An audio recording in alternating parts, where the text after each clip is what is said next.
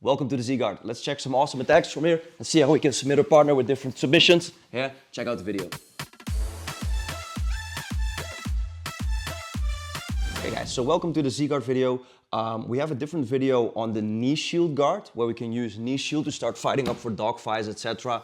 We're not gonna go into the high knee shield today. Today we're gonna look at the Z-Guard and gonna play a lower variation. So let's look at the framework first. So now Z-Guard, knee shield, and all the variations there.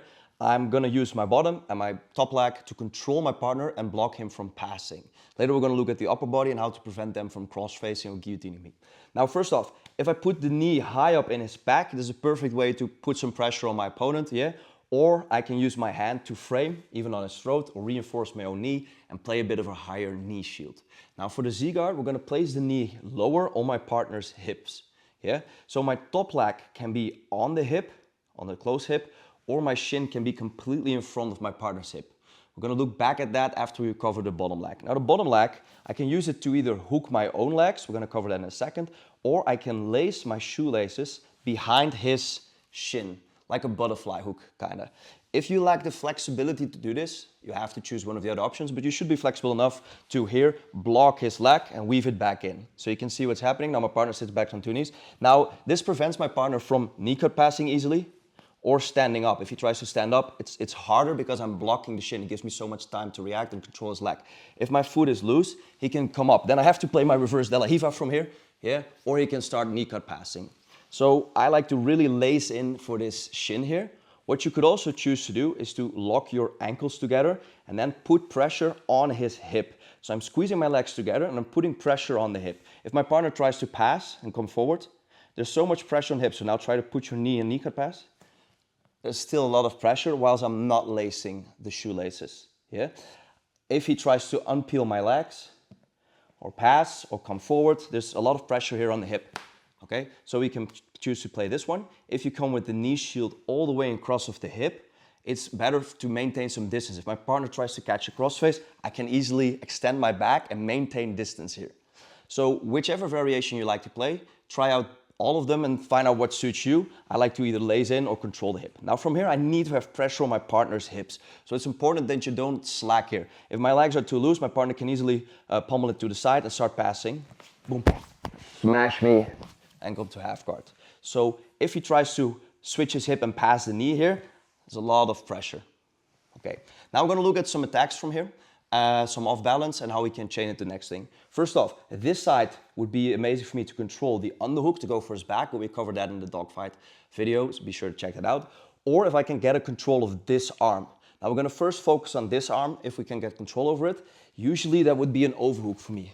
If I get the knee shield, sorry, the Z-guard and an overhook guard, we can then start to either control from here, start attacking here, and use my distance management, so I am in control of the distance, to either control the overhook and step in for like triangles and other entries here, or use that same distance management, even if my partner is committed to pressure passing here, as I put my foot back on the hip and go up to close guard to start attacking either the overhook guard or upgrading here into the Williams guard, yeah, which is something I really like to use if you've seen our active guard DVD or the Williams guard video. Today I'm not gonna go all over into Williams guard and the overhook guard, but I just wanna show you guys the entry. Once again, if we're here playing the Z-guard, controlling his hips, if I manage to get control over this overhook, it's hard for me to reach, so I'm just coming up, controlling the overhook. Now if my partner tries to get the overhook out, it's stuck. If he's trying to use a secondary hand, I could always try to fight that and block it, or pin that on the inside like so. From there I can work my way either back to close guard or upgrade into Williams guard, rubber guard, or any form of upper body guard. So that's that about that arm. Now, this is the arm we're most concerned about. So the main focus of this guard would be to block my partner from cross-facing me. That's always gonna be the far side arm. So my goal is to use my arms to block his far side arm. I'm not using it on his chest or fighting his neck, because if he gets a crossface, it's very easy for him to start smashing me. So I'm blocking that crossface with a 2-on-1 on this side, or if I cannot use the second arm for whatever reason, or he's fighting, I'm always trying to at least block this hand or control it here and keep it off the mat. If I feel like he's getting really close, I can always extend my back away, but I have to keep pressure on the hip and the guard itself. Now from this 2-on-1, there's a lot of things we can do, guys. I'm gonna go into some attacks here and some sweeps. The most obvious one is going up for a kimura. Yeah, it's a very popular attack here on this far side arm. Now, mind you, if I want to come up for the kimura, I have to be aware that I have control over the arm. If I just reach up here on my elbow, my partner can cross face me because there's no block with the 2-on-1. Or my partner can reach over for the guillotine or cradle. So if he lag weaves the right arm through, he can catch the cradle here and he's gonna sprawl out and pass and control me. So the guillotine, the cradle, and the crossface are the things I have to worry about if I try to sit up. So I would never recommend you getting up on the elbow too much, unless you control the secondary arm. So once we're here, when I control the arm, I'm gonna go in, I'm gonna shoot over to catch the kimura here as I finish my grip and control the arm. Now, if my partner keeps his arm tucked, yeah, I'm not gonna start shoving with my arms, I'm gonna extend my back with the arm and then rotate to start finishing here. Okay, so that's a basic attack from here. From the Z-guard, sitting up, 2-on-1, controlling, entering for the kimura, controlling his wrist, keeping his elbow on my chest and rotating with my entire body. If he keeps it tucked, I'm extending my body and I'm pushing away from his hip. So if I'm not controlling the hip here, so my knee has just passed through, I can pull and extend my back, but there's no, I don't know the English word, but there's no point of me for pushing off. So I'm just pulling his entire body with me. I have to keep control of that hip when I'm pulling that arm out. So it's hard to see on camera because it's all blocked as soon as I go for the kimura, but imagine me still having a lot of pressure on the hip to extend his arm from his body, which is locked. If it's not locked and I'm pulling the arm, the whole body is moving. It's all connected together. So as I get the kimura, I keep the pressure on the hip so he tucks the arm in.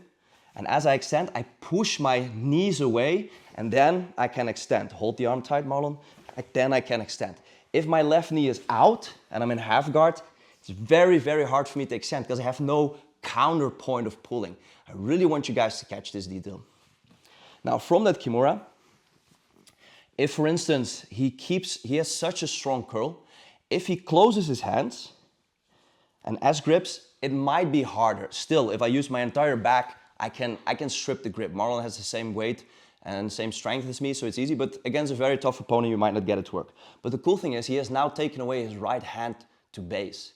So I'm gonna push the kimura on his hip. As I base out, flip him over, long step, and then from there, I'm either gonna finish a top kimura, but we're not gonna go over that today. So if my partner takes away the base, so this is the kimura, he takes away this base, because he closes the hands, I'm gonna push the kimura on his hip and flip him over as I base with my legs. Let's check it out from a different side just to see the legs. So we're lacing in or we're controlling here on the hip. I'm sitting up for the kimura, my partner pushes, grips his S grip. Now I'm gonna put it on his hip, I'm gonna push him over the ceiling as I base here on the mat and base this one out there as I immediately long step out. Or if I follow up, I at least score a sweep and then start passing my partner's half guard from there. Now, if my partner is not willing to either give the kimura, let's switch sides again, or roll over me with the sweep, and he's really trying to sit back up, then we're sweeping the opposite direction. So this is really cool. Look, now from the same kimura setup, so from the Z-guard, I go up for the kimura. Now if my partner is really tough, he tries to sit back up, he tries to regain his posture, and I have a very hard time extending the arm or flipping him over that side. That's when I get up, I can either hold the kimura, and then I put my left foot on the mat as I hip bump him over to this side, here. Then the same thing applies, I long step out and I start chasing the top kimura. So we're basically doing a hip bump sweep from that kimura grip. In order to get the good hip bump, you have to untangle your legs, because if we're like this, it's very hard for me to hip bump. So I'm gonna use this leg on the mat to get that elevation and that sweep going. Now a super cool detail for this one is as I'm in the kimura anyways, and I'm afraid my partner will base this leg out because I'm trying to hip bump. Once again, the hip bump works best if my partner tries to get up. So from here, I'm gonna take my inside hand, I'm gonna cup his knee like so. If he tries to pull the arm out, it's still pretty stuck, but I'm controlling this base. Now it's not super strong, but if he tries to base the leg out, it's just giving me a little bit more pressure and control. From there, I'm basing my Z-guard out, yeah? He's posturing up, and with that momentum, I'm gonna hip bump him over, and then either go back to my kimura, or just pass and start playing top position. So, that's me blocking the arm, going for the kimura, flow from here that's also really cool, which I'm just gonna show you, but we're not gonna go in depth today. It's gonna be for a different video. As he's getting that crossface, what I could also opt to do is instead of going over, is going under for the octopus guard. Now, as I elbow down his posture, so when he tries to sit up, I'm always higher, pressing my partner, and from there I'm either fighting to get to dog fight, or from there inverting, catching my partner's legs, but that's another video. So the octopus guard should be, we're gonna do a video on that somewhere in the future, I know for sure. Just wanna show you guys that it's out there. And now the final one is a stage further. My partner manages to get the crossface, boom. My arm is underneath, I just gotta watch the mic for a second. And I'm gonna catch either a gable or a butterfly grip behind his arm. There's an arm bar here if you have a lot of pressure. But what I like to do is I'm gonna control a bit higher, like a shoulder crunch. I'm gonna link you guys to our shoulder crunch video where we go full in depth on all the attacks here. But today I just wanna cover one. Then I'm either circling my knee out, so the knee that's on the hip, it's either circling and throwing over, or what I like to do is as I control this shoulder crunch grip, is the knee goes in front of the face to extend the arm from the body, and then I pummel. I keep pressure back into the head, so he cannot turn the arm. Then I'm blocking the hip. As I rotate my hips out, and then I can either stay on the hip and fight the kimura, or lace it in, slide out, and go into this Choi bar here. Now the cool thing is, with a normal Choi bar, if my partner tries to roll, he can escape. But now look at the configuration of my leg, guys. I'm still laced in. So if my partner tries to roll here, I have such an amazing finish mechanics here. Now if he manages to go over and roll, then I'm still chasing here, trying to chase the arm and finish off there. So I'm also not gonna cover the Choi bar a lot because then we go into a Choi bar video, but just gonna go over it once. If you wanna see more Choi bar variations, check out our shoulder crunch video. So we have octopus guard, kimuras into sweeps. We have the Choi bar, arm bars, we have triangle setups, Williams guard. I think that's enough for today to play around with the Z guard, at least for a while. The only thing I left you guys out of is leg attacks, because I really like those. I'm gonna dedicate a special video on that one. So stay tuned for another video with Z guard leg attacks. Thank you, Marlon. Thank you guys for watching. See you soon. Oos.